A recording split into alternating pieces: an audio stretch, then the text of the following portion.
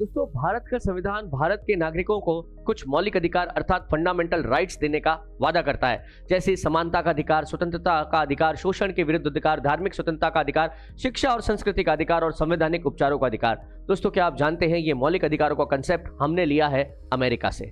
दोस्तों, अमेरिका की मौलिक अधिकारों की कहानी भी बड़ी दिलचस्प है। दोस्तों, एक समय था जब अमेरिका पर भी इंग्लैंड का अधिकार था, इंग्लैंड ने भी अमेरिका को कब्जे में रख रखा था।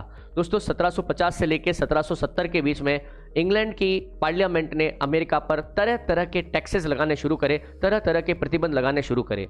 दोस्तों, अमेरिका में रहने वाले भी अधिकांश लोग जो है यूरोप से ही आए थे और वो कानूनों को भली भांति समझते थे। अमेरिकी लोगों ने एक बात करनी शुरू करी कि जब हमारा कोई प्रतिनिधि आपकी पार्लियामेंट में है ही नहीं तो आप कौन होते हैं हमारे ऊपर टैक्स लगाने वाले।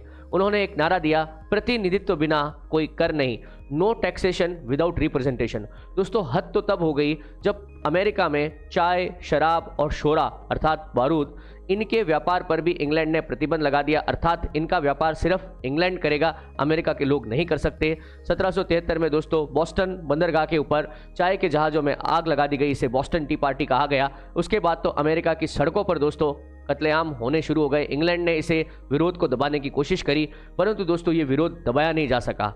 4 जुलाई 1776 को अमेरिका के पहले राष्ट्रपति बने जॉर्ज वॉशिंगटन और उन्हीं के नेतृत्व में अमेरिका ने अपनी स्वतंत्रता की घोषणा करी। हालांकि दोस्तों संघर्ष यहाँ खत्म नहीं हुआ था, संघर्ष 1781 तक चला और 1781 में अंत में इंग्लैंड ने हार के अमेरिका को उसकी स्वतंत्रता प्रदान करी।